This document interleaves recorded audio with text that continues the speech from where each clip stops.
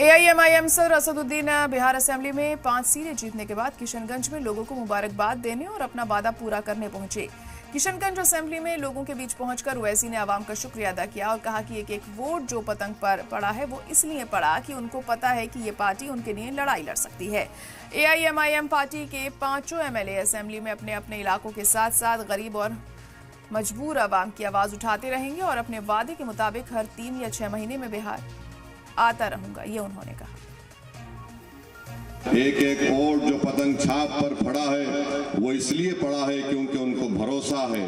एतमाद है और वो जानते हैं कि ये हमारी लड़ाई लड़ने वाली पार्टी है और ये कभी आपके मफाद पर समझौता नहीं करने वाली पार्टी है। तो खैर अगर वो आए ना आए, इंशाअल्लाह ताला हम अपने कारवान को लेकर आगे बढ़ते रहेंगे और मुझे यकीन है कि हमारे 5 विधायक 5 एमएलए बिहार के असेंबली में इंशाअल्लाह ताला अपने अपने विधानसभा के साथ साथ गरीब और मजलूम आवाम की आवाज को उठाएंगे और मैं आपसे वादा किया हूं कि 3 महीने और 6 महीने के दरमियान में मैं यहां पर आता रहूंगा। इंशाअल्लाह ताला मैं जरूर यहां पर आऊंगा, मुलाकात करते रहूंगा। ये तमाम 5 लोग जब जाएंगे तो बिहार की विधानसभा में सीमांचल की आवाज